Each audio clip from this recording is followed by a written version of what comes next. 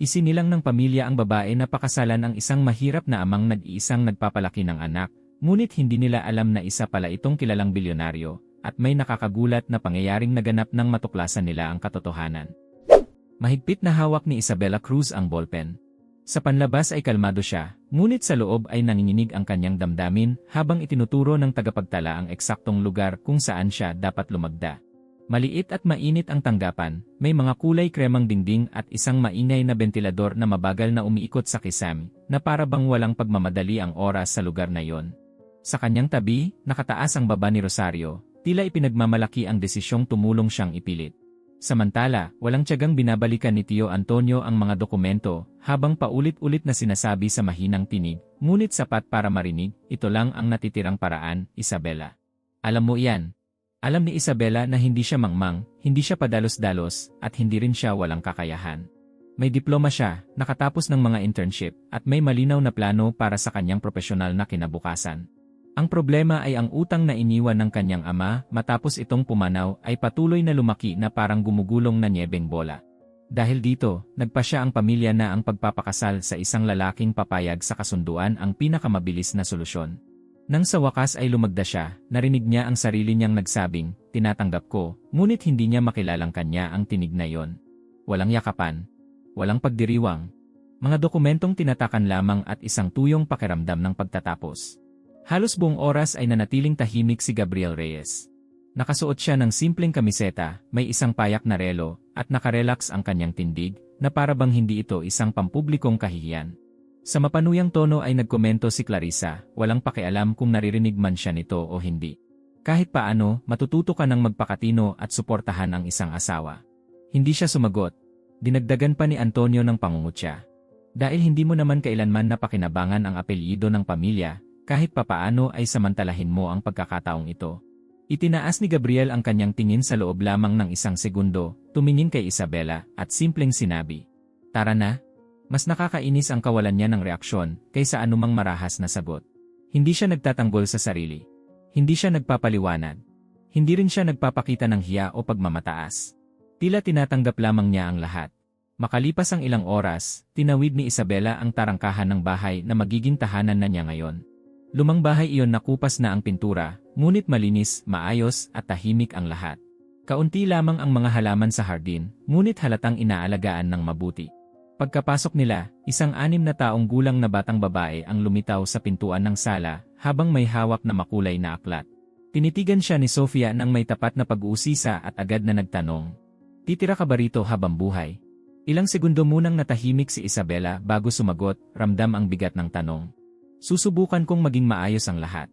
Mukhang nasiyahan ang bata sa sagot at bahagyang ngumiti. Lumapit naman si Maritz, ang kasambahay na matagal nang nagtatrabaho roon.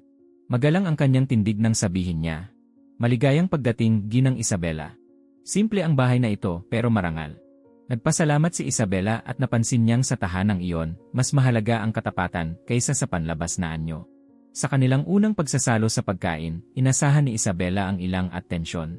Ngunit ang nakita niya ay si Gabriel na diretsong pumunta sa kusina, nagsuot ng apron, at nagsimulang maghanda ng kanin, munggo, at inihaw na manok habang ikinukwento ni Sofia ang nangyari sa paaralan. Tahimik namang inaayos ni Maritz ang hapag.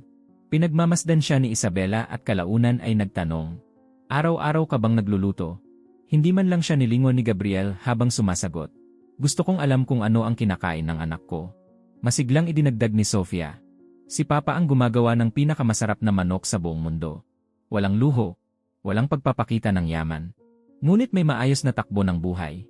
Pagkatapos ng hapunan, nanatili si Isabela sa sala habang hinihila ni Gabriel ang isang upuan para sa anak. "Balikan natin ang aralin mo bago matulog." Maingat niyang ipinaliwanag ang matematika, itinuwid ang mga pagkakamali ng hindi nagtataas ng boses, at hinihikayat ang bata na mag-isip muna bago sumagot. Si Isabela, nasanay sa mga profesional at pangkorporasyong kapaligiran, ay hindi inaasahang makikita ang lalaking itinuturing ng kanyang pamilya na bigo na magpakita ng ganoong antas ng disiplina at pag-aalaga. Habang iniikot niya ang natitirang bahagi ng bahay, napansin ni Isabela ang isang saradong pinto sa gilid ng pasilyo. May susi ang hawakan nito, at mukhang bago ang kandado, nakapansin-pansing kakaiba kumpara sa iba pang bahagi ng bahay. Kaswal siyang nagtanong, "Ano ang nasa loob?" Agad sumagot si Gabriel, ngunit walang dagdag na detalye. Mga bagay na may kinalaman sa trabaho. Nagpatuloy siya sa paglalakad, na parabang tapos na ang usapan. Hindi na nagpumilit si Isabela, ngunit nanatili sa kanyang isip ang matinding pagkakaiba ng simpleng bahay at ng misteryosong nakasarang pintuang iyon. Nang gabing iyon, sa silid na pinagsasaluhan na nila ngayon, umupo si Isabela sa gilid ng kama at tumingin sa paligid. Luma ang aparador, simple ang mga kurtina, at ang dilaw na ilaw ay lalong nagpapamukhang payak ang buong silid. Naalala niya ang mga plano niya para sa sarili, ang mga trabahong balak niyang pasukan, at ang mga biyaheng nais niyang maranasan. Ngayon ay tila napakalayo na ng lahat ng iyon. Sa kabilang bahagi ng bahay, nakatayo si Gabriel malapit sa bintana ng sala at nakatanaw sa madilim na kalye. Nasa bulsa ang kanyang mga kamay at hindi mabasa ang kanyang ekspresyon. Hindi alam ni Isabela na sa sandaling iyon, tila sinusuri ni Gabriel ang bawat hakbang na nagdala sa kanila roon, na parabang ang kasal na iyon ay hindi lamang paraan upang mabayaran ang isang utang, kundi bahagi ng mas malaking bagay na hindi pa niya inilalantad. Tahimik ang bahay, ngunit may pakiramdam na may mahalagang bagay na nagsisimula pa lamang. Kinabukasan ng umaga, nagising si Isabela bago pa tumunog ang alarm at napansing wala na si Gabriel sa kama. Pagbaba niya ng hagdan, nadatnan niyang maayos na ang kusina, nakahanda na ang kape, at bukas ang baunan ni Sofia sa ibabaw ng mesa, habang si Gabriel ay maingat na naghihiwa ng mga prutas na tila otomatiko na ang bawat galaw. Nakaupo si Sofia, antok pa, habang kalmadong sinasabi ng kanyang ama. Magsipilyo ka muna bago kumain. Alam mo ang patakaran. Tahimik na pinagmamasdan ni Isabela ang lahat. Walang anumang minamadali o hinuhulaan sa rutinang iyon. Tila alam ni Gabriel ng eksakto kung ano ang dapat gawin, gaano karaming oras ang mayroon siya, at kung ano ang tamang pagkakasunod-sunod ng mga bagay. Nang matapos mag-almusal si Sofia, sinuri niya ang bag nito, tiningnan ang mga kwaderno, at sinabi, "Kapag nakalimutan mo ulit ang takdang aralin mo, ulitin mo ang lahat sa katapusan ng linggo."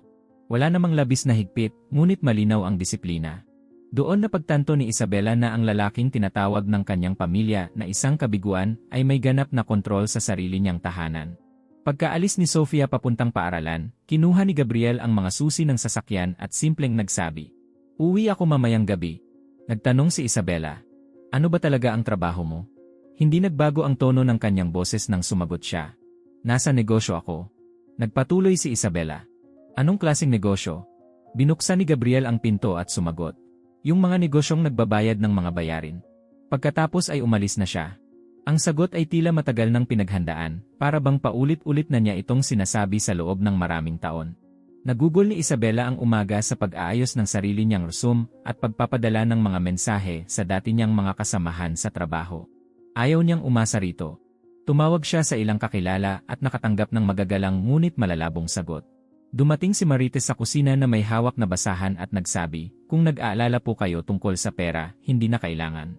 Si Gabriel ay hindi kailanman naantala sa pagbabayad, maging sahod man o mga bayarin. Maaaring hindi siya ganoon tingnan, pero siya ay taong tumutupad sa salita. Sumagot si Isabela, "Hindi ko pinagdududahan na responsable siya. Ayoko lang maging pabigat sa buhay ng iba." Tinignan siya ni Maritz nang may bahagyang pagtataka at sinabi, "Hindi nagdadala ng pabigat si Gabriel, Ma'am Isabela. Lagi siyang nakakahanap ng paraan." Bandang hapon, pumunta si Isabela sa panaderya sa kanto at nakita niyang binabati ng isang kapitbahay si Gabriel sa bangketa nang may halos labis na paggalang. Mahigpit nitong kinamayan si Gabriel at nagsabing, "Magandang araw po, Ginoong Gabriel." Walang bahid ng panunuya o pagmamaliit. Puro paggalang lamang. Nagtaka si Isabela sa ganoong pakikitungo sa isang taong, ayon sa kanyang pamilya, ay halos hindi kayang buhayin ang sarili. Pagpasok ni Gabriel sa bahay, tumunog ang kanyang telepono. Sinagot niya iyon sa paraang lubos na naiba sa nakasanayan, formal at direkta. "Maaari nang ituloy ang alok pero gusto ko muna ang detalyadong mga numero bago tayo magsara ng anumang kasunduan." Nang mapansin niyang nakatayo si Isabela sa may pintuan, mabilis niyang tinapos ang tawag sa pagsasabing, "Pag-uusapan natin yan mamaya." Itinago niya ang telepono at tinanong kung kumusta ang naging araw nito, na para bang walang nangyari. Makalipas ang ilang araw, umuwi siya na suot ang isang napakagandang suit na tila espesyal na ginawa para sa kanya. Napakalaki ng kaibahan nito sa mga simpleng damit na karaniwan niyang isinusuot araw-araw. Tiningnan siya ni Isabela mula ulo hanggang paa at nagtanong, "May mahalagang pulong?" Inaayos ni Gabriel ang manggas ng kanyang polo habang sumasagot, "Sapat na mahalaga." Nagpatuloy si Isabela, "Hindi bagay ang suit na iyan sa lugar na tinitirahan natin." Sumagot siya ng may bahagyang ngiti, hindi ang damit ang nagtatakda kung saan nakatira ang isang tao. Napansin ni Isabela na bawat direktang tanong ay nasasagot ng mga salitang walang malinaw na paliwanag, ngunit hindi rin naman kasinungalingan. Pagkaraan ng isang linggo, nagising si Sofia na may bahagyang lagnat at hindi maganda ang pakiramdam. Nagpasya si Isabela na dalhin siya sa doktor at ipinaalam iyon kay Gabriel sa pamamagitan ng mensahe. Ilang minuto lamang ang lumipas, habang naghihintay sila sa masikip na reception area, tinawag ang pangalan ni Sofia bago pa ang ibang mga batang mas matagal nang naghihintay. Nagulat si Isabela at nagtanong sa receptionist kung paano nangyari iyon. Tanging sinabi lamang ng empleyada na naaprubahan na ang konsultasyon. Dumating si Gabriel makalipas ang ilang sandali at pumasok agad sa silid ng doktor nang walang pag-aalinlangan. Hinawakan niya ang noo ng anak at nagsabi, kontrolado na ang lahat. Nagtanong si Isabela, may tinawagan ka ba? Sumagot siya, pinabilis ko lang ang proseso. Hindi alam ni Isabela kung paano niya yon nagawa, ngunit may isang bagay na hindi tugma sa imahe ng isang ordinaryong tao. Bago tayo magpatuloy, mayroon kaming isang espesyal na pakiusap. Nais naming manatiling libre ang mga kwentong ito, kaya hinihiling namin na maglaan kayo ng sandali upang mag-like at mag-subscribe. Isulat din sa mga komento kung saang lungsod kayo nanonood ng kwentong ito. Maraming salamat at ipagpatuloy natin ang kwento. Sa linggong iyon din, tumawag si Rosario ng labis ang emosyon at nagpasalamat dahil ang matagal ng utang ay nabayaran na ng buo. Narinig ni Isabela ang sariling ina na nagsasabing, hindi ko alam kung paano mo nagawa ito, anak, pero pati ang mga halagang halos nakalimutan na natin ay naayos mo. Natigilan si Isabela. Wala naman siyang inayos. Nang matapos ang tawag, matagal niyang tinitigan si Gabriel sa sala at nagtanong, alam mo ba ito? Hindi siya tumanggi. Ang sinabi lamang niya ay, kailangang matapos ang utang na yon. Sumagot si Isabela, pero hindi ko nga alam ang buong halaga niyon at wala akong paraan para mabayaran iyon. Tugon niya, hindi mo na problema yon ngayon. Ang pagiging kalmado niya sa pagtrato sa isang halagang itinuturing ng buong pamilya na imposibleng mabayaran ay lalo pang nagpalalim sa pag-aalala ni Isabela. Nang gabing iyon, matapos makatulog si Sofia, nanatili si Isabela sa sala at naghintay. Nang bumaba si Gabriel, direkta siyang nagsalita. Kailangan kong malaman kung sino ka talaga. Ayoko ng malalabong sagot. Ayoko ng mga metapora. Nagbabayad ka ng mga utang na hindi ko man lang alam, nakakakuha ka ng prioridad sa ospital, at may mga tumatawag sa iyo na parabang ikaw ang namumuno sa isang napakalaking bagay. Nanahimik siya ng ilang segundo bago sumagot, darating ang araw na sasabihin ko ang lahat, pero hindi pa ngayon ang tamang oras. Huminga ng malalim si Isabela at sinabi, pinakasalan kita na iniisip kong papasok ako sa isang mahirap na buhay, pero ngayon pakiramdam ko ay nabubuhay ako sa isang maayos na kasinungalingan. Matatag na sumagot si Gabriel, hindi ito kasinungalingan. Proteksyon ito. Mabilis na tumugon si Isabela, proteksyon laban saan? Tumingin siya sa pasilyo kung saan natutulog ang kanilang anak at mahinang nagsabi, laban sa lahat. Sa sandaling iyon, napagtanto ni Isabela na may mas malaki pang lihim na itinatago, isang lihim na hindi magkasya sa simpleng bahay na iyon o sa maikling sagot na palagi nitong ibinibigay. At sa unang pagkakataon mula nang sila'y ikasal, naramdaman niyang ang pinakamalaking problema ay hindi ang utang, kundi ang misteryong nakatago sa ilalim ng mismong bubong na kanilang tinitirhan. Nanatiling nakatayo si Isabela sa bangketa ng ilang segundo, hindi agad tumatawid sa gate. Ang itim na sasakyan, makintab at halatang mamahalin, ay halos sumakop sa buong harapan ng simpleng bahay na pilit niyang sinasanayang tirhan nitong mga nakaraang linggo.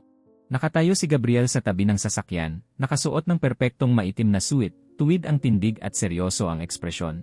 Iba ang tono ng kanyang boses sa telepono kumpara sa naririnig ni Isabela sa bahay. Ito ay matatag, tiwala at direkta. Huwag kayong magsara ng anumang kasunduan hanggat hindi personal na nasusuri ang mga kontrata. Kapag hindi nagtugma ang mga numero, agad na itigil ang negosasyon, utos niya ng may otoridad na hindi pa kailanman narinig ni Isabela. Nanikip ang sikmura niya. Ang lalaking iyon ay hindi tugma sa imahe ng simpleng ama na umuwi mula sa palengke na may dalang mga supot ng pinamili. Patuloy siyang nagmasid hanggang sa lumingon si Gabriel at makita siya. Agad na nagbago ang tingin nito. Pinatay niya ang tawag ng walang formal na pamamaalam at naglakad papunta sa kanya. Nakita mo ang hindi mo pa dapat makita, sabi niya nang hindi man lamang sinusubukang magkunwari. Sumagot si Isabela sa pigil ngunit matatag na tinig, sapat na ang nakita ko para maintindihan na hindi ikaw ang taong inakala kong ikaw. Binuksan ni Gabriel ang gate at sinabi lamang, mag-usap tayo sa loob. Tahimik ang bahay. Si Sofia ay nasa bahay ng isang kaklase upang magpalipas ng hapon. Wala rin si Marit sa sala. Silang dalawa lamang ang magkatapat. Hinubad ni Gabriel ang kanyang Amerikana, inilagay ito sa ibabaw ng silya, at huminga ng malalim bago nagsalita. Hindi ako kailanman naging mahirap, Isabela. Pinili kong mamuhay ng ganito. Hindi kumurap si Isabela. Kaya pala lahat ng ito ay palabas lamang. Umiling siya. Hindi ito palabas. Protection ito. Isa akong negosyante. May malalaking puhunan ako at bahagi ako ng mga desisyong umiikot sa napakalaking halaga ng pera. Ngunit noong maliit pa si Sofia, nalaman ng kanyang ina ang tunay na laki ng aking kayamanan at iniwan kami. Hindi niya gusto ang pamilya. Ang gusto niya ay kasikatan, karangyaan, at mga handaan. Hindi ko yon tinanggap para sa aking anak. Nagkrus ng mga braso si Isabela at nagtanong, at napagpasyahan mo na ang pinakamagandang solusyon ay ang magkunwaring wala kang kahit ano. Sumagot siya ng may kalkuladong kapanatagan. Nagpasya akong palakihin ang anak ko na malayo sa mga taong may pansariling interes. Kung walang makaalam kung ano ang mayroon ako, walang lalapit dahil sa pera. Iyon ang pinakamahusay na paraan para mapanatiling ligtas si Sofia. Agad na sumagot si Isabela. At saan ako pumapasok sa usaping ito? Pinrotektahan mo rin ba ako sa pamamagitan ng pagsisinungaling? Hindi na tinag ang tingin ni Gabriel. Hindi ako nagsinungaling. May mga bagay lang akong hindi sinabi. Magkaiba yon. Napatawa si Isabela ng maikli, ngunit walang bahid ng saya. Para sa isang taong bumuo ng damdamin batay sa isang realidad na pinaniwalaan niya, walang pinagkaiba yon. Lumapit pa siya ng kaunti.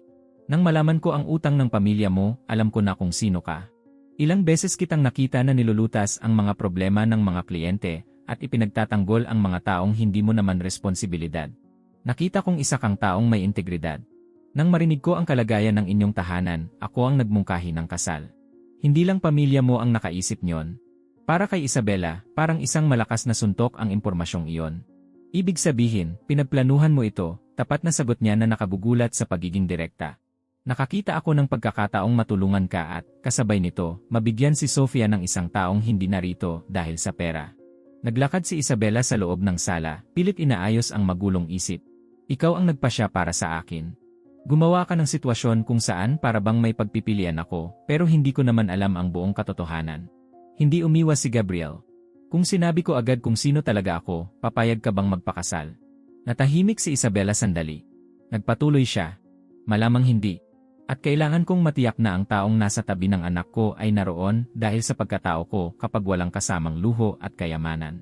Tumingin siya sa nakasarang opisina sa dulo ng pasilyo at nagsabi, "Diyan mo ba itinatago ang isa mo pang buhay?"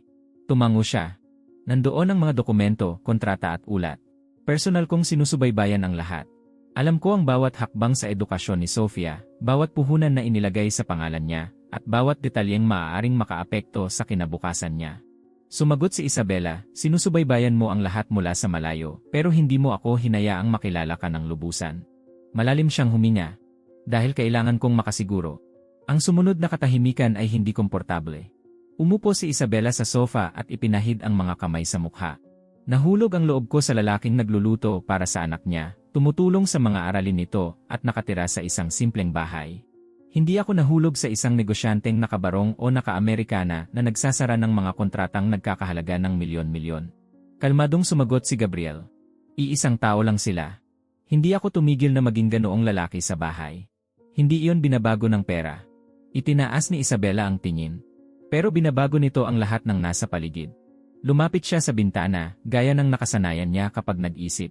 Hindi ako nagpapakitang gilas dahil wala akong kailangang patunayan sa kahit sino.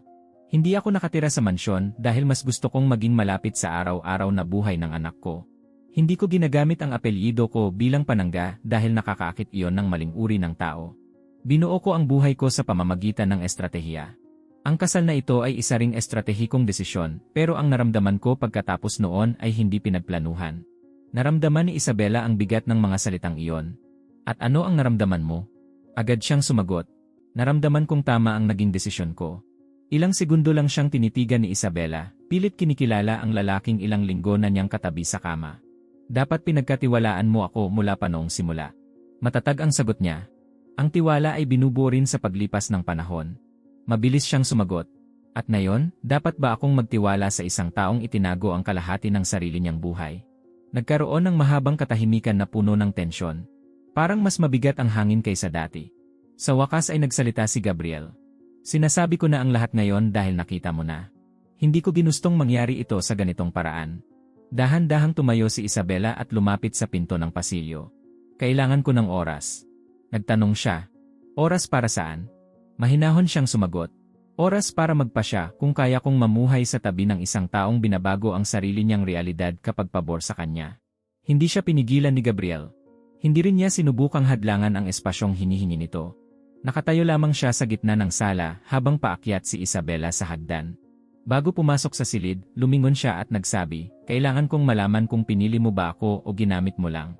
Mahina ngunit malinaw ang sagot ni Gabriel. Pinili kita. Isinara ni Isabela ang pinto ng walang anumang tugon. At noong gabing iyon, sa unang pagkakataon mula nang sila'y ikasal, tila naging napakaliit ng simpleng bahay para sa laki ng katotohanan ngayon ay sumasakop sa bawat sulok nito. Halos hindi nakatulog si Isabela buong gabi. Nakatingin siya sa kisam habang paulit-ulit na inaalala ang bawat salitang narinig niya. Kinaumagahan, tila napakanormal ng takbo ng bahay para sa isang taong katatapos lamang matuklasan na kasama niya sa iisang bubong ang isang lalaking nagtatago ng napakalaking kayamanan. Gaya ng dati, naghahanda si Gabriel ng almusal, ikinukwento naman ni Sofia ang isang gawain sa paaralan, at inaayos ni Maritz ang kusina. Wala namang nagbago sa aktual na buhay nila, ngunit nagbago ang lahat sa isip ni Isabela. Nang tumawag si Rosario at sabihing nais ng pamilya na magdaos ng hapunan ng gabing iyon upang tingnan kung kumusta na ang pagsasama, agad na naunawaan ni Isabela na hindi magiging madali ang pagkikitang iyon. Pupunta kami, maikli niyang sagot bago ibinaba ang telepono. Bago sila umalis, nadatnan ni Isabela si Gabriel na nakaupo sa sofa kasama si Sofia at ipinapaliwanag ang isang pagsasanay sa pagbabasa. Itinuturo nito ang aklat habang may pasensyang nagsasalita. Bigyang pansin mo ang bantas, Sofia, dahil binabago nito ang kahulugan ng pangungusap. Ipinilit ng bata na alam na niya yon, at mumiti si Gabriel habang mahinahong itinatama siya. Pagkatapos ay isinara niya ang aklat at sinabi, anuman ang mangyari ngayon, ikaw pa rin ang pinakamahalaga sa akin. Sumagot si Sofia, alam ko, Daddy, at niyakap siya sa lig ng may ganap na pagtitiwala. Mula sa may pintuan ay tahimik na nagmamasid si Isabela. Hindi binago ng revelasyon noong nakaraang gabi ang simpleng tagpong iyon. Nanatili siyang mapag-arugang ama na nakilala niya. Hindi nagbago ang kanyang pagkatao, ang konteksto lamang. Habang papunta sila sa hapunan, muli na namang nakasuot si Gabriel ng mga simpleng damit, walang anumang pagpapakitang gilas. Napansin ni Isabela na wala siyang balak na humanga ang sinuman sa pamamagitan ng kanyang anyo. Pagdating nila sa bahay ni Rosario, sinalubong sila ng mga matang mapanuri. Si Antonio ang unang nagsalita, pilit tinatakpan ang mapanuyang tono sa likod ng huwad na pagiging magiliw. Kumusta naman, Gabriel? Nakapag-adjust ka na ba sa bagong responsibilidad? Kalmado siyang sumagot. Hindi kailanman naging problema sa akin ang responsibilidad. Dagdag ni Clarissa, umaasa kaming kaya mong suportahan ang bagong yugto ng buhay ni Isabela. Napansin ni Isabela ang pagkailang ng sarili niyang ina, ngunit walang sinuman ang sumita sa mga komentong iyon. Sa hapunan, umikot ang usapan tungkol sa katatagan, kinabukasan, at kung ano ba talaga ang maaasahan sa isang lalaking hindi kailanman nagpakita ng ambisyon. Tahimik na nakinig si Gabriel sa lahat, dahan-dahang umunguya na parabang sinusukat niya ang bawat sandali.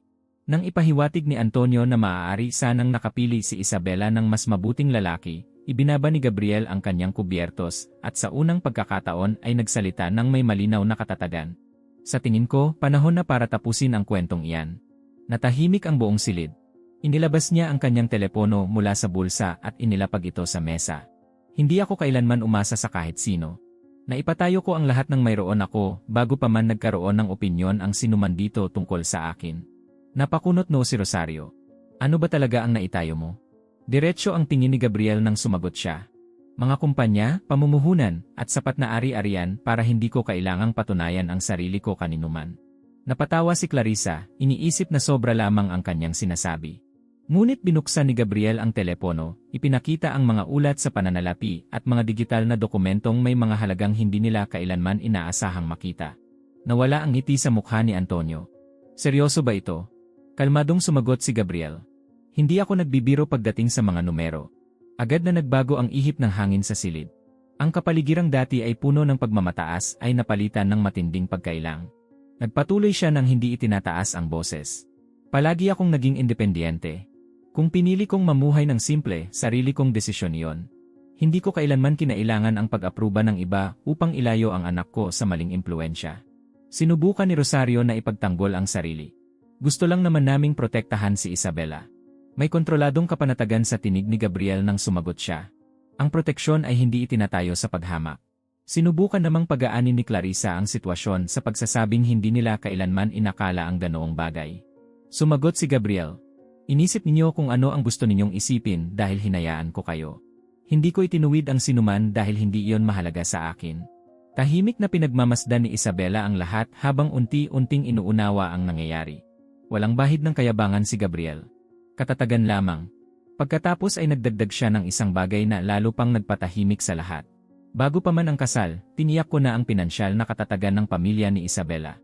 Hindi para bilhin ang sinuman, kundi para lutasin ang isang problemang hindi na makatarungang magpatuloy pa. Nanlaki ang mga mata ni Rosario. Ikaw ang gumawa noon?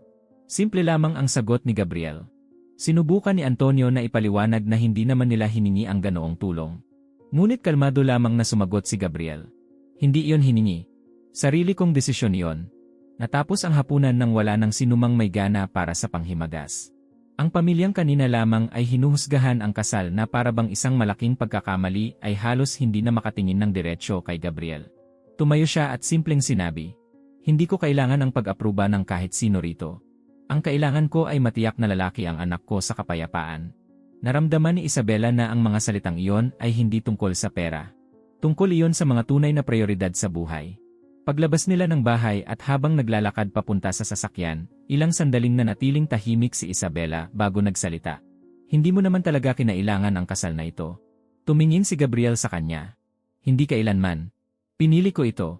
Huminga ng malalim si Isabela habang tinitingnan ang lalaking nasa kanyang tabi.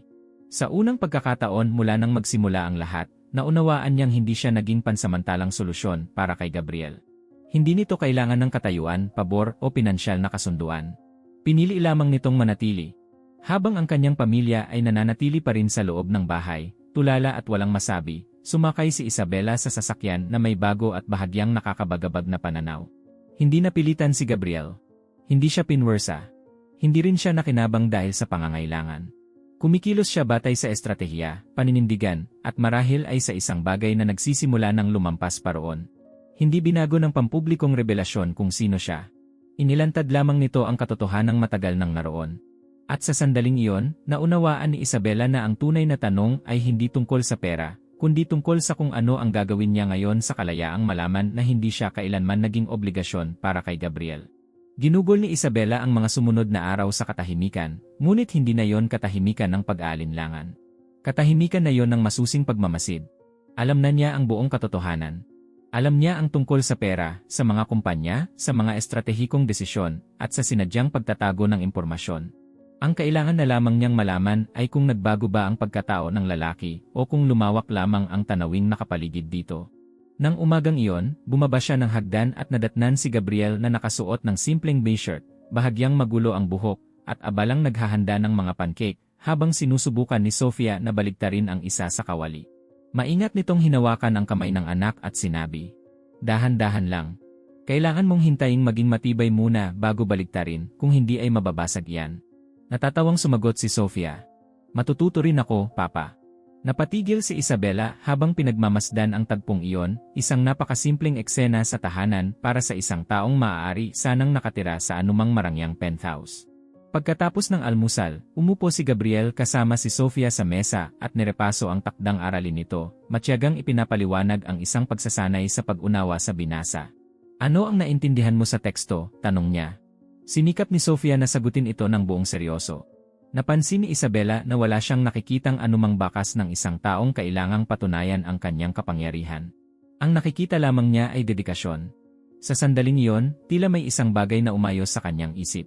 Ang negosyanteng humahawak ng milyon-milyong kontrata at ang amang nagtuturo ng matematika ay isang tao lamang. Walang dalawang magkasalungat na bersyon. May isang lalaking marunong lamang pumili kung ano ang ipapakita niya sa mundo. Nang hapon ding iyon, nagpasya si Isabela na maging mas aktibong bahagi ng takbo ng bahay. Tumulong siya kay Marites sa paghahanda ng tanghalian, inayos ang schedule ni Sofia, at nagmungkahi ng ilang praktikal na pagbabago sa organisasyon ng tahanan. Pinagmasdan siya ni Marites at may banayad ng ngiting nagsabi. Iba ang pakiramdam ng bahay nitong mga nakaraang araw. Mas magaan. Ngumiti si Isabela. Marahil dahil wala nang nagpapanggap ngayon. Tahimik na tumango si Marites, na para bang matagal na niyang alam na may mas malaking kwento sa likod ng lahat, ngunit hindi niya kailanman piniling magtanong. Pagsapit ng gabi, nadatnan ni Isabela si Gabriel sa pasilyo at diretsahan siyang nagsalita. Kailangan kong makarinig ng isang malinaw na sagot mula sa iyo. Huminto si Gabriel at buong atensyong tumingin sa kanya. Babaguhin mo na ba ang lahat ngayong hindi mo na kailangang magtago? Ilang segundo siyang nag-isip bago sumagot. Hindi. Maaaring marami akong pera, pero ayokong lumaki si Sofia na iniisip na lahat ng problema ay nalulutas nito. Pinili ko ang simpleng buhay na ito dahil may dahilan at patuloy ko pa rin itong pinipili. Nagtanong si Isabela. Kahit kaya mong manirahan sa ibang lugar. Sumagot siya ng walang pag-aalinlangan. Hindi ang lugar ang humuhubog sa pagkatao. Mas gusto kong matutunan muna ng anak ko ang tunay na halaga ng mga bagay bago niya matutunan ang halaga ng pera. Huminga ng malalim si Isabela. Inakala kong ginamit mo ako para maisakatuparan ang isang plano. May tahimik ngunit matatag na paninindigan sa boses ni Gabriel nang sumagot siya. Pinili kita dahil kailangan ko ng taong makakakita muna sa tao bago sa bank account. Kaya kong ayusin ang lahat ng mag-isa, pero ayokong palakihin ang anak ko ng mag-isa. Naramdaman ni Isabela na yon ang unang pagkakataong nagsalita si Gabriel nang walang anumang estratehiyang nakatago sa likod ng mga salita. Dapat mas maaga kang nagtiwala sa akin, sabi niya. Hindi ito itinanggi ni Gabriel. Dapat nga. Pero kailangan kong makasiguro na mananatili ka pa rin kahit malaman mo ang lahat. Tiningnan siya ni Isabela ng mas malinaw kaysa sa mga nakaraang linggo. Hindi ako alis, sa wakas ay sinabi niya, ngunit itinaas niya ang kamay bago pa makapagsalita si Gabriel. Mananatili ako sa isang kondisyon. Ganap na katapatan. Wala nang mga nakasarang pinto, wala nang kalahating katotohanan, wala nang mga desisyong ginagawa ng hindi ko alam. Agad siyang sumagot, tinatanggap ko. Kung mananatili ka, malalaman mo ang lahat. Idinagdag ni Isabela, at hindi dahil bilyonaryo ka. Mananatili ako dahil narito pa rin ang lalaking una kong nakilala. Makalipas ang ilang oras, magkasamang nakaupo ang tatlo sa simpleng mesa sa kusina. Lutong bahay ang hapunan, ikinukwento ni Sofia ang tungkol sa isang gawain sa paaralan, at taimtim na nakikinig si Gabriel. Pinagmamasdan ni Isabela ang tagpong iyon nang wala na ang bigat ng pagdududang matagal niyang dala. Wala roon ang pera. Wala ito sa pagkain, wala sa usapan, at wala rin sa paraan ng pagtawa ni Sofia. Ang naroon ay mga pasyang pinipiling gawin araw-araw. Biglang nagtanong si Sofia, maayos na ba kayong dalawa ngayon? Tumingin muna si Gabriel kay Isabela bago sumagot, natuto pa rin kami. Dagdag ni Isabela, at magpapatuloy pa kaming matuto. Tila nasiyahan si Sofia sa sagot at bumalik sa pagkukwento tungkol sa paaralan. Sa ilalim ng mesa, marahang hinawakan ni Gabriel ang kamay ni Isabela, isang simpleng kilos, ngunit matatag at totoo. Nanatiling simple ang bahay na yon. Hindi nagbago ang mga dingding, ganoon pa rin ang gate, at hindi rin nag-iba ang buong komunidad. Ngunit may isang bagay na muling naayos sa kanilang mga sarili. Hindi na nananatili si Isabela dahil sa pangangailangan o dahil sa isang kasunduan. Hindi na rin kailangang patunayan ni Gabriel ang anumang bagay. Si Sofia pa rin ang pinakamahalagang gabay sa bawat desisyong ginagawa nila. Walang pakiramdam ng isang kwentong bibit, walang labis na mga pangako, tanging katatagang itinayo sa pundasyon ng katotohanan. Nang matapos silang kumain, tinulungan ni Isabela si Sofia na ayusin ang mga aklat at isinama ito sa itaas upang ihanda ang uniforme para sa susunod na araw. Naiwan si Gabriel sa kusina ng ilang sandali, pinagmamasdan ang pang-araw-araw na buhay na pinili niyang panatilihin. Walang pumilit sa kanya sa anumang bagay. Siya mismo ang nagpasya. At ngayon, si Isabela ay nakapagpasya na rin. Nang gabing iyon, habang isinasara niya ang pinto ng kanilang silid, hindi naramdaman ni Isabela na nawala sa kanya ang buhay na minsan niyang inakala. Sa halip, naramdaman niyang bumubuo siya ng isang bagong buhay, isang buhay na hindi nakabatay sa mga anyo o pagpapanggap, kundi sa mga pasyang sinadyang piliin. At sa unang pagkakataon mula noong araw ng kanilang kasal sa Huwes, ang pagpili ay tunay na kanya. Maraming salamat sa pagsama hanggang sa dulo ng kwentong ito. Naghanda kami ng isa pang espesyal na kwento para sa iyo na lumalabas ngayon mismo sa iyong screen. I-click lamang ito upang mapanood. Kung nakaantig sa iyo ang kwentong ito, huwag kalimutang mag-subscribe at pindutin ang i-button sa mga komento upang mas marami pang tao ang makarinig ng nakapagbibigay inspirasyong kwentong ito. Kung maaari, ibahagi mo rin ito. Maaaring tila maliit na bagay lamang iyon, ngunit ang pagpapalaganap ng isang kwento ng pagbangon ay pagpapalaganap din ng pag-asa.